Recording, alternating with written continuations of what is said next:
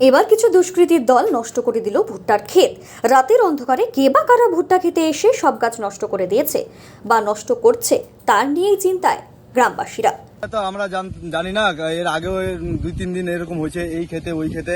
আমাদের এখানে মোটামুটি 200-300 বিঘা ভুট্টা চাষ হয়েছে। এরকম করে প্রতিদিনই আসে লোকগুলো এসে এরকম করে কে যে ভাঙে আমরা বুঝতেই পারি না। এইভাবে তো আমাদের বিশাল একটা ক্ষতির সম্মুখীন হচ্ছি আমরা। অবশ্যই এর ফলে ক্ষতির মুখে চাষিরা। জলপাইগুড়ি পৌরসভার অন্তর্গত 2 নম্বর ওয়ার্ডের ওপর ভাটাখানা এলাকায় বেশ কয়েকজন চাষি জমি তৈরি করে সেখানে কয়েক বিঘা জমিতে ভুট্টা চাষ করছিলেন, কিন্তু গতকাল রাতে কেউ বা কারা সেই শয়ে শয়ে ভুট্টা নষ্ট করে দিয়েছে।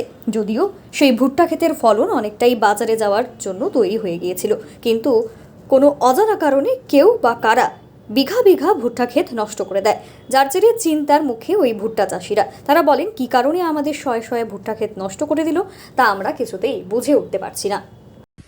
দাদা এগুলা কিভাবে ভাঙলো কিভাবে? এটা তো আমরা জানি না, এর আগেও 2-3 দিন এরকম হয়েছে এই ক্ষেতে ওই ক্ষেতে।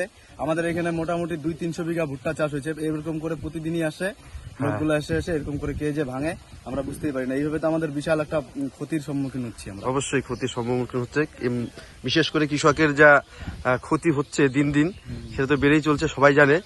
কিন্তু আপনারা কি জানেন না, মানে কারো কোনো সন্দেহ হচ্ছে? সন্দেহ আমরা ওরকম ভাবে করতে পারি না, কিন্তু এখানে 2-1টা পায়ের ছাপও আছে, বোঝা যাচ্ছে। এটা তো নিশ্চয়ই কেউ। এটা কতদিন ধরে হচ্ছে? এটা মোটামুটি আমাদের 1 মাসের কাছাকাছি। আর কারো প্রতিদিন ভাঙে না, কিন্তু এর আগে কি কারো খেতে হয়েছিল? এর আগেও হয়ে গেছে, এর আগেও আমার কাকার খেতে হয়েছে। তা আপনারা কি একদিন ভাঙে, তারপর আবার 5-7 দিন 10 দিন পরে আবার ভাঙে। আপনারা কি জমিটাতে একবার ভাঙছে 1 সপ্তাহ আগে, ওইদিকে এই যে এখানে কিছুটা ভাঙছে, আজকে আবার এখানে। আপনারা কি থানা কোনো কমপ্লেন করেছেন? থানা এখনো কমপ্লেন করিনি, কিন্তু আমরা আশা করবো বলে।